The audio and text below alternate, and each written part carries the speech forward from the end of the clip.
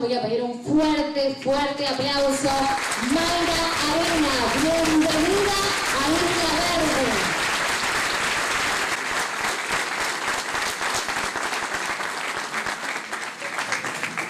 ¿Cómo están? Buenas noches.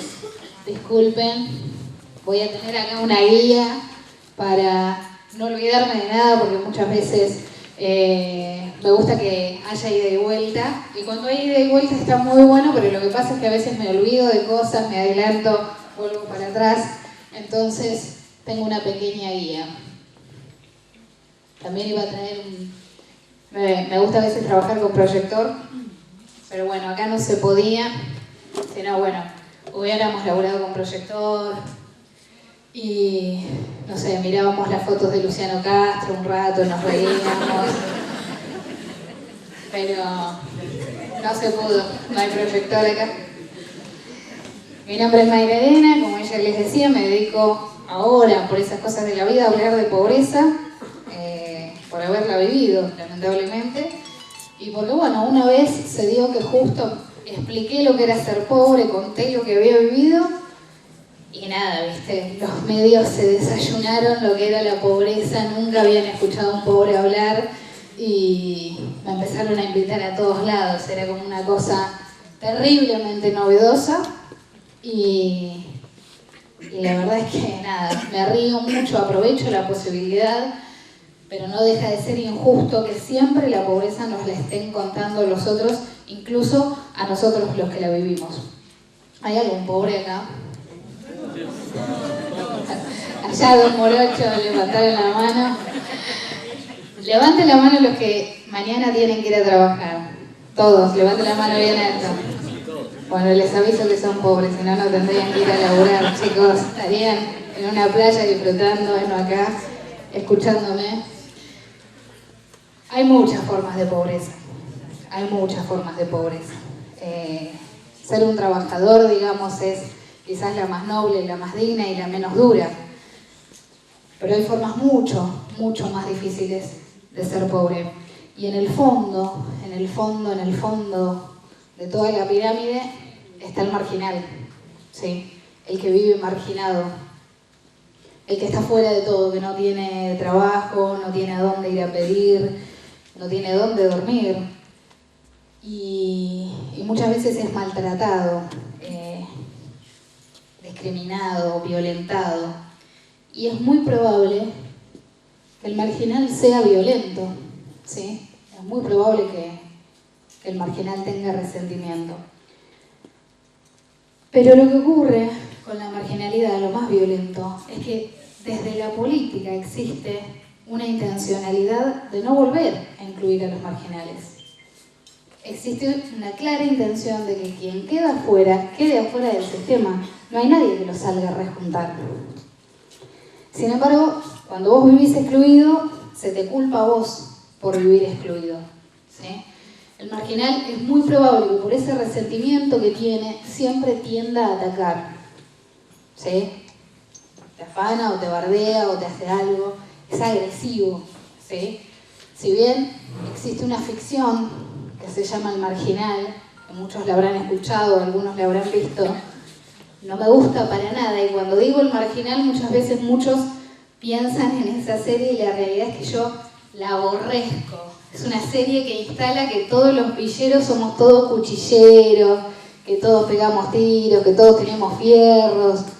La realidad es que no es así, no es así para nada. Digamos, en la pobreza existe violencia como existe en todas las clases sociales. En la pobreza quizás se descarna un poco más, porque uno tiene menos límites. Pero después del marginal viene el indigente, la persona que vive con todas sus necesidades básicas al descubierto, que no sabe si va a comer, que no sabe si va a tener mañana para darle de comer a sus hijos, y que vive en esa situación, ¿sí? La indigencia en la Argentina es cada vez más alta. En este momento cada vez hay más personas que no tienen para comer, que no saben si van a conseguir al otro día para comer. Entonces eso nos hace pensar cómo las políticas que estamos viviendo y el mercado que estamos teniendo hace que haya cada vez más gente que no tiene para comer, cuando incluso la economía y un montón de números macroeconómicos crecieron, ¿sí? Ahí nos damos cuenta de que el crecimiento nacional o el crecimiento económico no significa la inclusión de las personas. Si no existe una política garantizando que nadie va a pasar hambre y la distribución es tan inequitativa, lo que resulta es que hay gente que pasa hambre. Y después del marginal y del indigente y de estas condiciones durísimas, viene el pobre. El pobre de raza, el pobre común, el pobre nosotros. Yo soy pobre, cuarta generación o quinta, o no sé qué hay más para atrás, si no diría la generación. Toda mi familia fue pobre, nací siendo pobre, y por sobre todas las cosas tuve la suerte de saber ser pobre. Porque no cualquiera sabe ser pobre. ¿Qué piensan que es saber ser pobre? Nadie sabe ser pobre acá. ¿Cómo? Saber nuestros límites. Yo creo que lo que sabemos los pobres es saber sobrevivir y vivir con nuestra economía, con nuestros límites. En cambio, hay muchos que son igual de pobres que nosotros, pero no fueron pobres antes, son empobrecidos. Los empobreció una política, los empobreció un error personal, los empobreció la crisis, se empobrecieron y quedaron en el mismo nivel que nosotros, pero ellos no saben vivir como nosotros. Porque ser pobre es toda una cultura. Hay un montón de cosas que se aprenden en la pobreza, y cuando no fuiste pobre no las sabés. La gente que se empobrece vive a fideos y arroz, porque no sabe comer otra cosa sin plata. Los que somos pobres, cuarta generación, cocinamos todo lo que nos cruce por el camino, ¿sí? El que es empobrecido, si se le rompe la ducha... ¿Alguno acá se bañó con Fantón alguna vez? Pero por supuesto, a ver, ponés la olla al fuego, agarrás el Fantón, agarrás un trapito, una esponjita y arrancás de arriba para abajo. Muchos de ustedes seguramente hicieron eso antes de venir acá, en vez de bañarse. Eso es saber ser pobre. Eso es ser pobre. Saber llevar esa vida. Y no tener problemas para llevarla. Por lo menos llevarla sin dificultades. Los empobrecidos, en cambio, no saben cómo actuar. La situación del empobrecido es desesperante. Desesperante. No sabe qué hacer. ¿Sí? Incluso a veces no es tan pobre como nosotros. Incluso hay gente que te dice... El otro día leí una mina en Twitter que decía: tengo 20.000 pesos para llegar de acá a fin de mes. Estábamos a 20.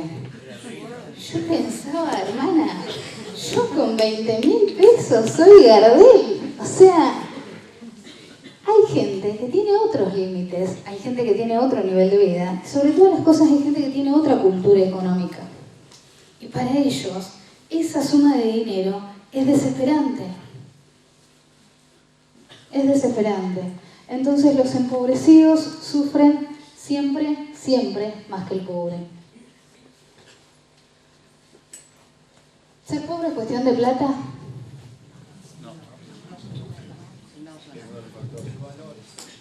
Uno de los factores, me dicen por acá, otros dicen que no. Cultural. Acá está el micrófono para que puedan pedirlo. Sí, pueden pedir en cualquier momento. Me encanta el debate, me encantan las interrupciones, de verdad, me encantan. Cuando alguien de la pobreza, cuando alguien históricamente pobre la pega, ¿cómo la pega alguien acá en Isla Verde? O sea, alguien que la pega, digamos. Te tenés que ganar algo, o sea, no hay manera, tiene que ser Dios. Ponele que le das un campo de algún tío, eso, de algún desconocido. Si es pobre, no. Si es pobre, imposible, porque para atrás fuimos todos pobres, tal cual. Déjame tener la fantasía de que un día voy a heredar un campo. ¿Qué me jodés? ¿Qué te molesta?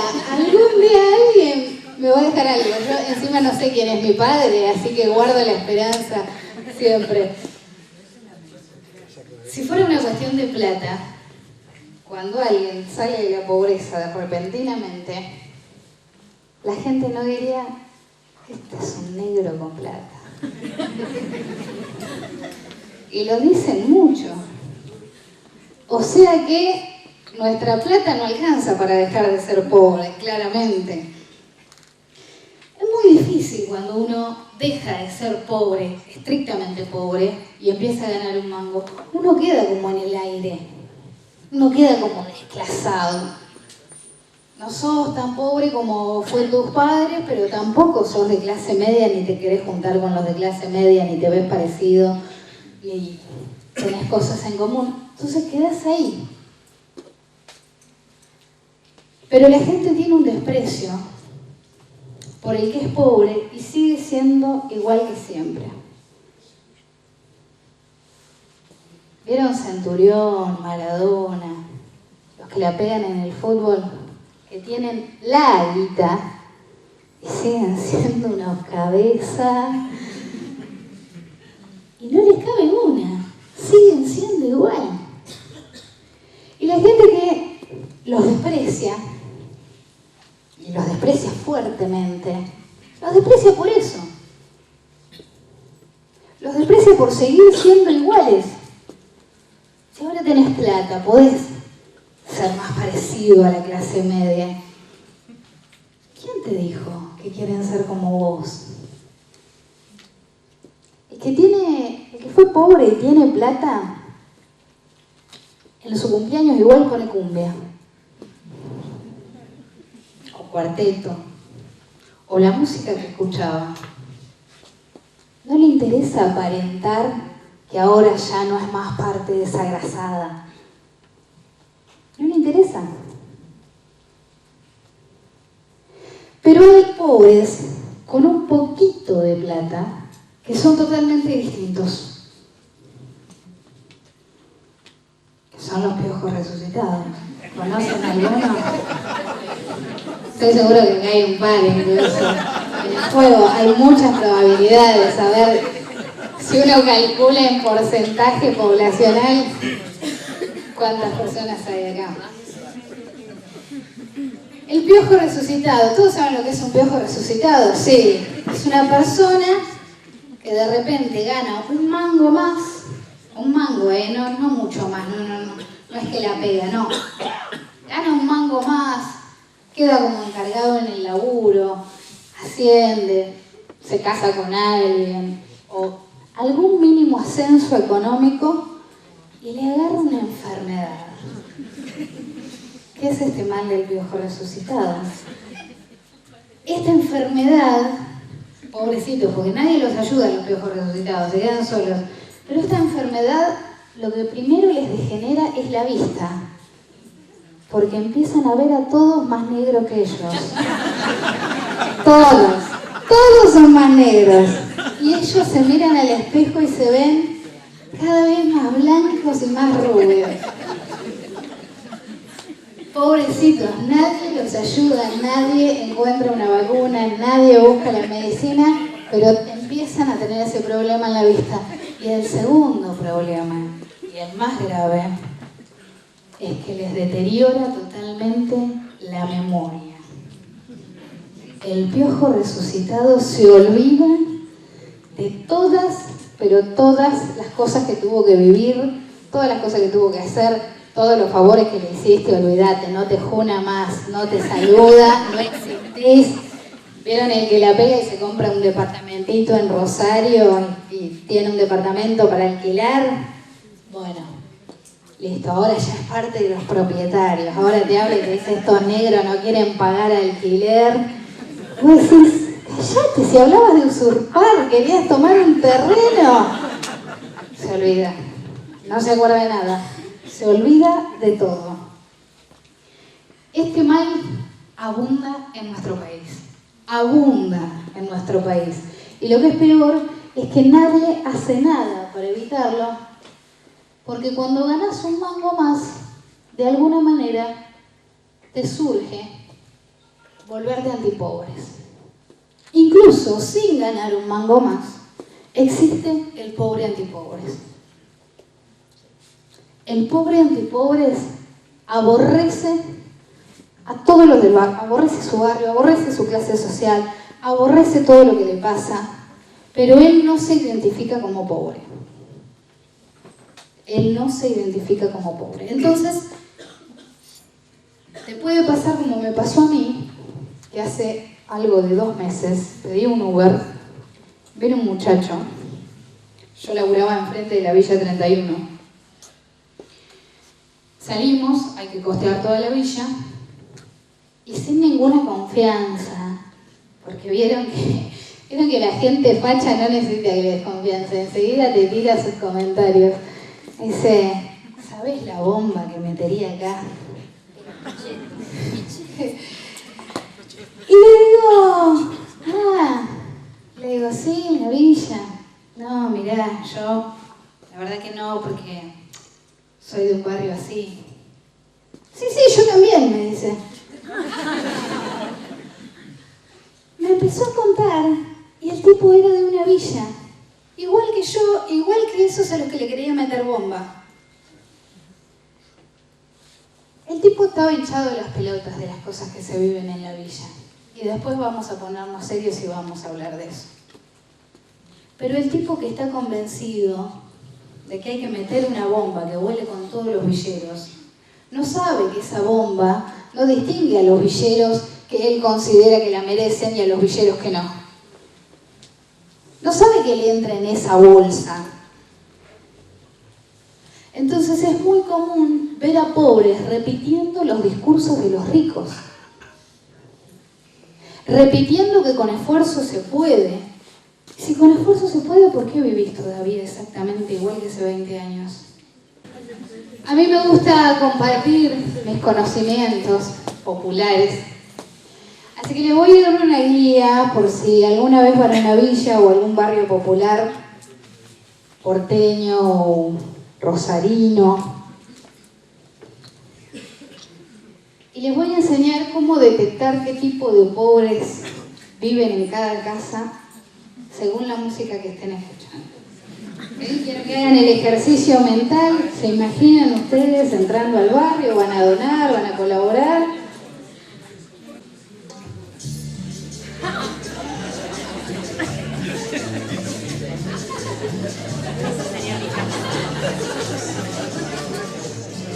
¿Se escucha? ¿Acá se puede subir esto? ¿Está? Se escucha bien. Está ¿Se conectado. escucha? Ahí al lado del cosito rojo. Ahí al lado. Un día se escucha así, chicos.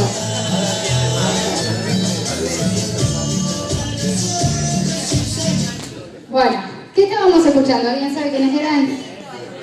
Loranito, pibe chorro. Pibe chorro. Si ustedes pasan por una casa y está sonando eso, tienen que saber que en esa familia tienen un pariente en cana. Clavado. Clavado, hay un porcentaje altísimo de probabilidades, pero ustedes van a seguir caminando y van a escuchar algo así.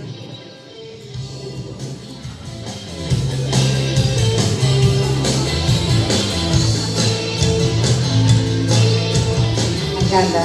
¿Quiénes son? Los Redondos. Un tema hermoso.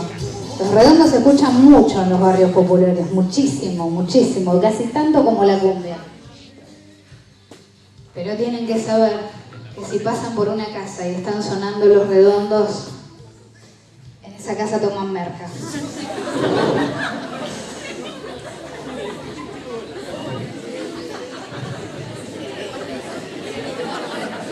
Esto es científico, chicos. Yo no ando con joda, ¿eh?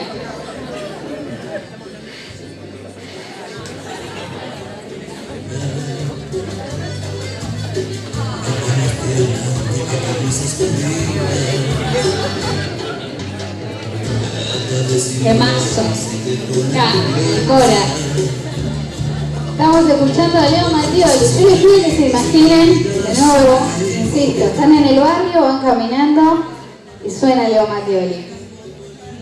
Y acá, y este es el dato más preciso de todos, si te gusta Leo Mattioli, si pasás por una casa que están escuchando Leo Mattioli, a esa gente le gusta. Si te gusta Leo Mattioli, te gusta la cumbia santafesina, escucha para nada más. Por y para. Es lo único que la sostiene, de hecho. Pero esperen. Porque no todo es joda en esta vida, viejo. Tengan mucho cuidado, sobre todo los varones, que veo un montón. Si pasan por una casa, están escuchando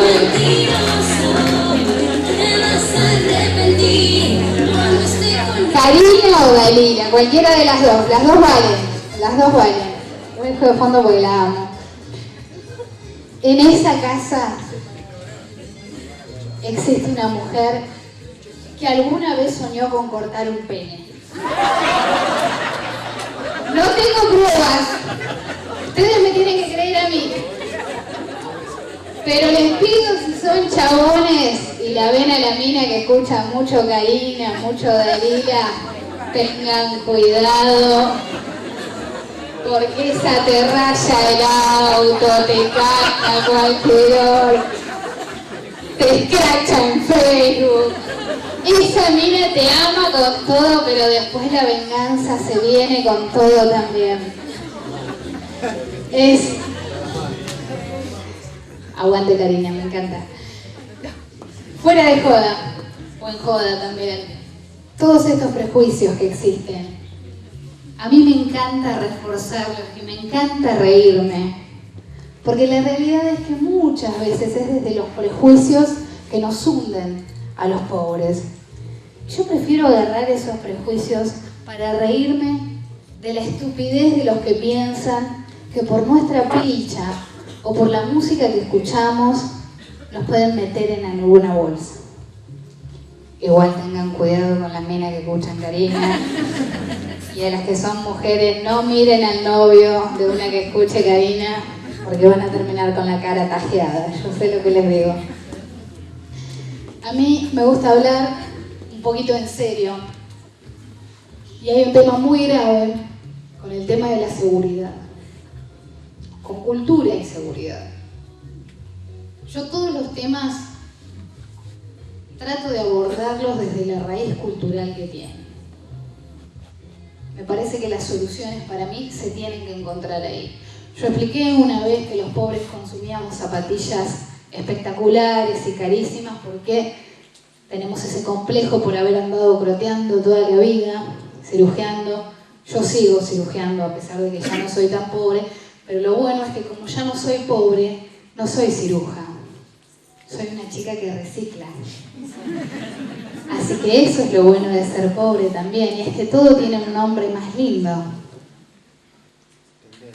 Pero dentro de la seguridad y dentro de la inseguridad, es muy común que escuchemos a gente que quiere meter bala, que quiere limpiar.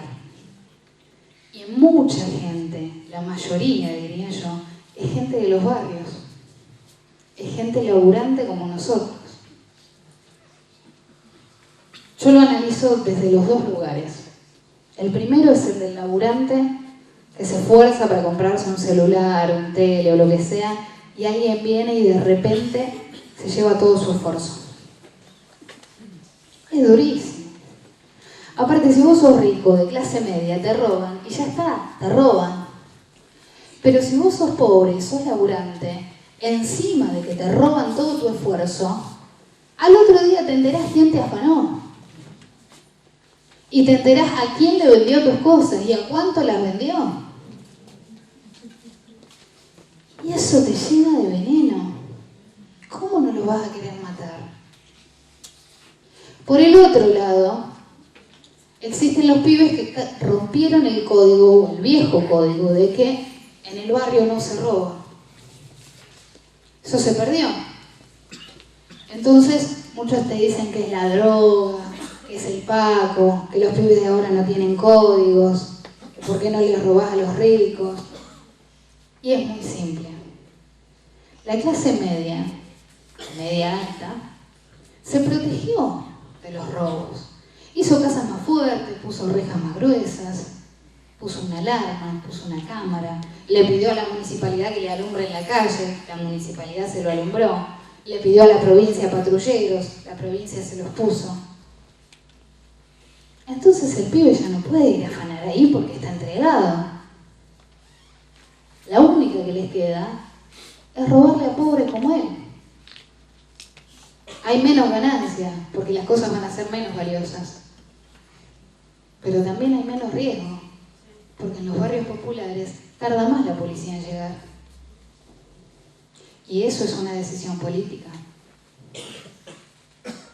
Que la policía no llegue a los barrios, que los barrios no estén alumbrados, es una decisión política. Sin embargo, la gente cuando ve un pibe que roba en el barrio, en vez de robarle a un rico, te dice ahí que querés la droga, lo arruinó.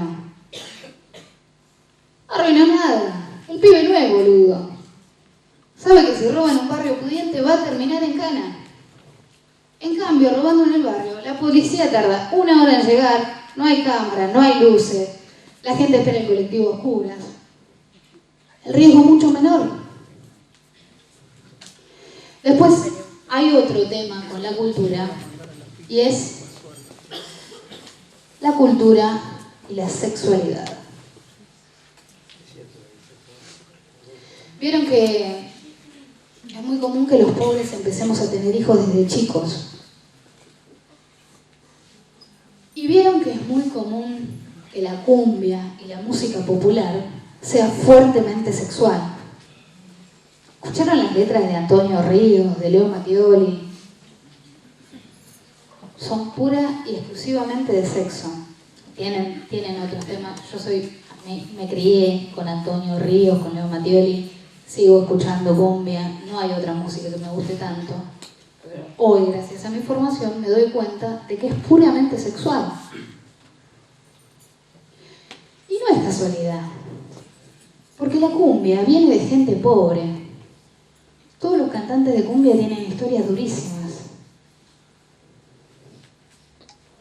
Y cuando uno es cantante o compositor, pero también es pobre, lo único que tiene para ofrecerle a una mujer es su sexo. Entonces, todas las canciones de cumbia prometen las grandes hazañas sexuales. Y hay gente que te dice, no, viste cómo son los villeros, son más creídos, se creen lo mejor. La realidad es que el hombre pobre, lo único que tiene para ofrecer es la cama. Si no te puede dar otra cosa. Entonces, la sexualidad aparece todo el tiempo cuando uno crece en la pobreza. Sos chiquito y escuchás esas cumbias. También puede pasar que vivas, lo más probable es que si sos pobre vivas hacinado, entonces dormimos todos en la misma pieza y es muy probable que escuches a adultos mantener relaciones sexuales en algún momento de tu vida. Y todo eso te entra en la cabeza. Y todo eso lo vas tomando y un día decís, yo quiero ser grande, porque todos los nenes del mundo quieren ser grandes. Y la vía más rápida que encontrás para ser grande es la sexualidad. Y los pobres en promedio empezamos a mucho antes que los pibes de clase media. La edad promedio en la clase media es de 16 años, mientras que en la clase baja es de 12. Entonces, me parece que tiene que ver, no con que la culpa sea de Antonio Ríos, ni de Leo Mattioli. Radica en el hecho de que uno es lo que escucha y lo que va percibiendo desde chico. Y si en el medio no existe nadie que te explique cómo son las cosas o cómo tenés que hacer las cosas, es muy probable que las termines haciendo para cagadas. Después hay otra cuestión que se habla de los pobres, y es que no tenemos cultura del trabajo. No voy a hablar del son pobres porque quieren, les gusta vivir así, todo eso ya lo he hablado hasta el cansancio, y el que quiere pensar eso es libre de hacerlo. Pero sí voy a hablar de la cultura del trabajo. Los que somos pobres vamos a la escuela pública, siempre, siempre, siempre. En el caso de que tengamos la suerte de ir. Y los que somos pobres también dependemos del mercado de trabajo, porque vamos a tener que laburar, no nos queda otra. Ahora, fue ocurriendo en la sociedad que los pobres fuimos recibiendo educación cada vez más mala, cada vez de más baja calidad. Las escuelas cada vez más rotas, los docentes con cada vez peores salarios, la currícula cada vez más incompleta por los paros. Y en el efecto contrario, en el mundo del trabajo, cada vez se fue subiendo más el nivel a la hora de buscar un empleo. ¿No les ha pasado que ven una búsqueda de laburo y piden 5 años de experiencia en tal cosa, computación, inglés, y capaz que el puesto es para atender un local, sin menospreciar el trabajo, que de hecho yo fui cajera en Walmart? Es medio irrisorio que te pidan tanta formación para un trabajo tan básico, pero es lo que ocurrió. Culturalmente, los trabajos fueron subiendo de nivel y cada vez se piden más competencias para los trabajos que existen. Y los trabajos rasos se fueron perdiendo porque fueron suplantados por las máquinas. Entonces los pobres, que apenas pudimos ir a la escuela, que apenas podemos ir y que en muchos casos tuvimos que dejar la secundaria para empezar a laburar porque estábamos cansados de miseriar, no podemos ir a pedir esos laburos. ¿Qué sentido tiene ir a pedir esos laburos donde te piden de todo y vos no tenés nada para ofrecer? Y eso también es fruto de la política. Si la política no hizo nada en el medio para contrarrestar esa baja en la calidad educativa y esa suba en la calidad de los puestos que se buscan, cada vez tenemos una sociedad más desigual, con pobres menos capacitados y trabajos cada vez más exigentes. Seguimos quedando los pobres afuera de todo. Y hay algo que ocurre en todas las sociedades que van creciendo, y es que inevitablemente aumenta la pobreza. Y les explico muy rápido y muy simple por qué. Supongamos que en una ciudad de 100 personas que viven todos iguales, 10 se hacen ricos. Tienen la suerte de hacerse ricos. Ahora tenés nuevos pobres. O por lo menos tenés más desigualdad, porque los 90 restantes que no se hicieron ricos, por más que antes vivieran sin necesidades, ahora no son tan ricos como los que se hicieron ricos. El aumento de la riqueza genera indefectiblemente desigualdad. Para que haya constantemente un equilibrio y esa desigualdad no se vaya al carajo, tiene que haber decisión política. Y cuando hay crecimiento en un país y hay crecimiento de la desigualdad también, es decisión política. No lo matás ni con cultura del trabajo, ni dejando de tener hijos. Y hay mucha gente que piensa que la pobreza es responsabilidad de nosotras, las pobres que tenemos hijos.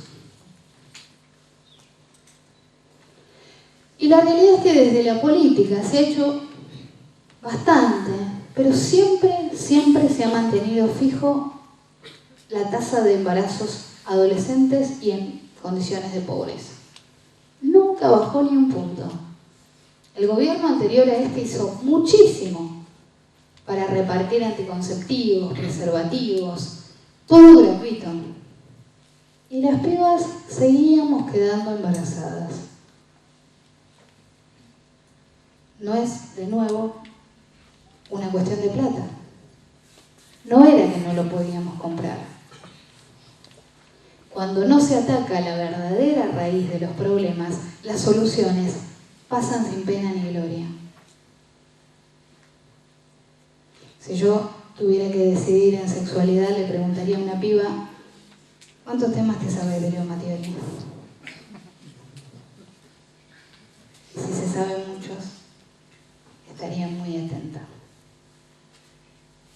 Si yo tuviera que analizar la cuestión de la seguridad, no trataría igual a un pibe que robó para ser parte de una banda y tener aprobación, o que robó porque realmente estaba en una situación de necesidad, o que robó para sentir adrenalina, porque es un inconsciente y quiere sentir eso, o que robó porque decidió que sea su oficio y se va a dedicar al delito. No tienen nada que ver un tipo de delincuente con el otro. Sin embargo, todos los delitos que atentan contra la propiedad se tratan igual. Ninguno evalúa la raíz o el origen de ese delito. Ninguno. Pero uno tiene que pensar las soluciones en este país donde está lleno de gente que no quiere solucionar las cosas, donde está lleno de garcas en el poder, donde está lleno de ventajeros. ¿Qué es alguien ventajero? ¿Nadie sabe lo que es alguien ventajero? El que quiere sacar provecho. ¿El que quiere sacar provecho de qué? De algo donde no habría que sacar. Sobre otro. Sobre algo injusto. Este país está lleno. Incluso con esa gente vos tenés que tomar las decisiones. Cuando existen intereses acerca de la educación, que se habla tanto de que los pobres necesitamos educación, existen un montón de garcas que no quieren que deje de existir la educación privada. Y no estoy hablando acá si alguno de ustedes manda a sus hijos a escuela privada. Entiendo a la gente que lo hace por no sufrir los paros y para que sus hijos no pierdan día de clases. Pero yo hablo de otro nivel de intereses. Yo hablo de los que quieren que sus hijos vayan a una escuela en base a la red de contactos que van a tener en esa escuela. Eso es la garantía que te da la educación privada. El estatus, los contactos, la agenda.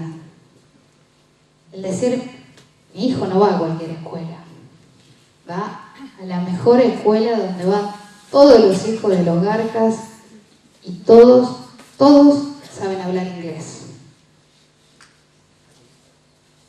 El prestigio no es por haber ido a una escuela que te dio una mejor formación y vas a salir sabiendo grandes cosas. Lo que les importa es no perder esa red de contactos que garantiza que el pibe, siendo adulto, pertenezca a una élite que toma las decisiones. Y que la educación pública haya visto pasar ese avance por al lado es una decisión también política. O se hizo adrede o nadie lo vio.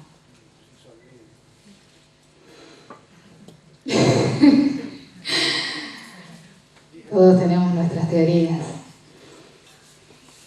La realidad es que mientras no exista desde la educación, interculturalidad. Vieron que antes en la escuela pública iban todos a la escuela pública. Iba el hijo del patrón, iba el hijo del empleado. Era la escuela del pueblo, era la escuela del barrio y se iba a esa escuela. Y la sociedad era, de alguna manera, no en términos económicos, pero de alguna manera, era más igualitaria. Eran menos diferentes las clases sociales entre sí.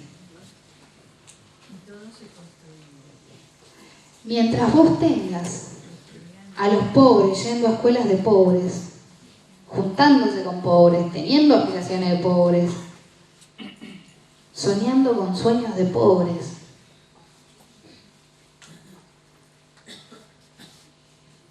¿saben cuál era mi sueño de pobre? Trabajar cuando pasaba por alguna casa copada, pensaba, ojalá algún día venga a trabajar acá. Mi sueño era limpiarle la casa a los ricos. Cuando vas a escuelas con otros pibes exactamente iguales que vos, es muy probable que salgas siendo exactamente igual, con un poco más de conocimientos. Si la escuela garantizara nuevamente la interculturalidad, tendríamos menos violencia, menos desigualdad y menos odio entre las clases sociales. Porque, a ver, a los pobres nos odian, pero nosotros también odiamos a los chetos, eso no tengas ninguna duda. No tengas ninguna duda. Entonces, son esas diferencias las que podrían haber sido mermadas si hubiera habido decisión política. Y como no es una cuestión de plata, culturalmente, como dijimos hoy, nos reímos todos, somos distintos. Cuando yo vengo acá a dar estas charlas, la gente tiene opiniones muy diversas sobre la pobreza o no en sus localidades. Hay gente que te dice, no, acá no hay pobreza. Y hay gente que te dice, no, mira, esta es la localidad más pobre de todo el partido, de toda la cuenca. Tiene que ver con lo que percibimos como pobreza, con lo que pensamos que es ser pobre. Y claro, cuando ves fotos de la ciudad de Buenos Aires, o cuando vas a Rosario, o cuando vas a Córdoba y ves gente durmiendo en la calle, pensás que eso es ser pobre. Pero que no te alcance para pagar la luz, o tener que pagarla y después estar una semana comiendo arroz, también es ser pobre. Pero los medios de comunicación nos muestran otros pobres que no se parecen en nada a nosotros. Uno es el marginal, el villero violento, agresivo. Hay ficciones que te muestran ese tipo de pobres y hay realities que te muestran ese tipo de pobres. ¿Alguno vio Policías en Acción? Yo lo miraba de chica y lo amaba, me encantaba. Mi sueño era ser militar o policía cuando era chica. Soy una militar frustrada, de hecho, siempre quise serlo, después pasaron muchas cosas, pero yo amaba el uniforme. ¿Y la serie Apache es más o menos? La serie Apache es más o menos así, ¿no? Como que todo, yo no la vi porque sabía que me iba a decepcionar. Pero a ver. No, te pregunto si es así. Ah, no, yo no la vi, pero apuesto todas mis fichas a que sí. Las ficciones que muestran a los villeros siempre nos muestran como peligrosos. El mensaje subliminal es, el villero es peligroso, algo te va a hacer.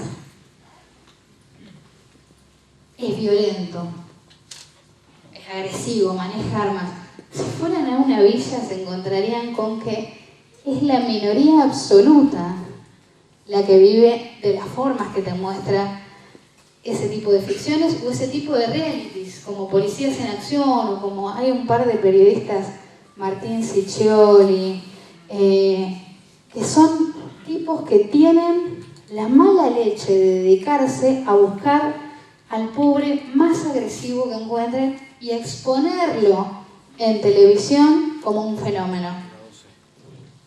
Y no lo muestran como un fenómeno, lo muestran como si fuera el pobre promedio, el villero promedio. Lo que logra eso es que vos pienses, primero que vos no sos pobre, pobre es ese que vive así, que habla así, que se viste así. Segundo, ese tipo algo me va a hacer. Si lo veo tengo que cruzar de calle. Si lo veo corro peligro. Y todos lo pensamos, todos. No existe ser progre a la hora de cruzarte un tipo con pinta de delincuente. Te agarra miedo. Te enseñaron a tenerle miedo. Agarrás fuerte el celular, agarrás fuerte la cartera. Te enseñaron que era así. Y te muestran otro tipo de pobres, porque tienen dos tipos de pobres. El otro pobre es ejemplar. El otro pobre, hay que sacarse el sombrero, se porta bien, acepta que es pobre, no reclama nada, camina kilómetros para llegar a la escuela, adopta un perro de 3 patas, que le falta un ojo.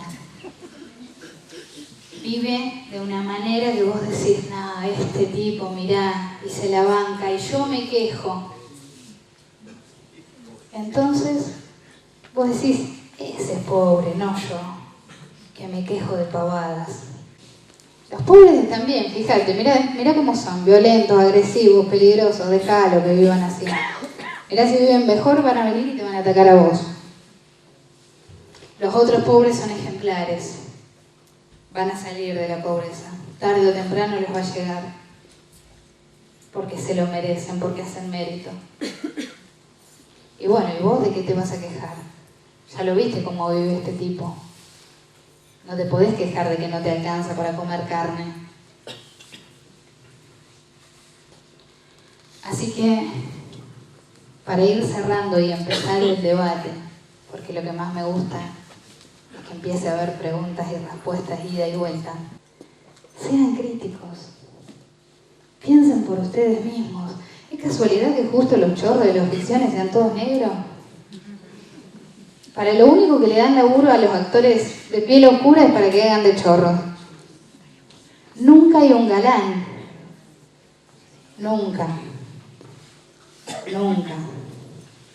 Siempre los galanes son los blancos. A los morochos se les da ese tipo de papeles. Las mucamas algunas sí son blancas, las que se casan con el patrón. Y tienen una amiga negrita, que esa se casa con el jardinero. Son fantásticas las ficciones para analizar qué es lo que nos quieren meter en la cabeza. Mucho más que los realities. Mucho más. Las ficciones te instalan lo que te quieren poner en la cabeza. Además de que sean críticos a la hora de ver ficciones, lo que les tengo que pedir es que cuando traten con alguien más pobre que ustedes, porque estoy seguro que conocen siempre a alguien que esté peor y a alguien que esté mejor. Así como yo tuve la posibilidad de salir, gracias a que un montón de personas se cruzaron en mi vida y me dijeron, ¿vos qué vas a hacer con tu vida? Y es algo que a los pobres casi nunca nos lo preguntan. A los nenes pobres casi nadie les pregunta qué quieres ser cuando seas grande. A las chicas que son madres solteras, nadie les pregunta qué van a estudiar, igual que a las otras chicas. Como que ya está, sos madre. Ahora te tenés que dedicar a criar. Por eso les pido, si son pobres, no acepten su pobreza. No se la banquen. No acepten que no pudieron estudiar. Vayan a hacerlo. Se puede hacer en cualquier momento. Y si no son pobres y conocen gente pobre, métanle estas cosas en la cabeza. métanle estas fichas. Porque si ustedes le ponen en la cabeza a alguien que puede lograr salir de la pobreza, si le meten en la cabeza a alguien que puede estudiar, que por ser madre no está condenado, que por ser pobre no está condenado, pueden lograr que esa persona empiece a rebelarse contra su economía y contra su destino. Si ustedes le meten en la cabeza esa semilla a alguien, esa semilla no la mata nada. Así que ustedes, desde su lugar, pueden ayudar a que al menos un pobre salga de la pobreza. Y ya con eso hicieron más que muchos en nuestro país y yo me daría por satisfecha. Muchas gracias.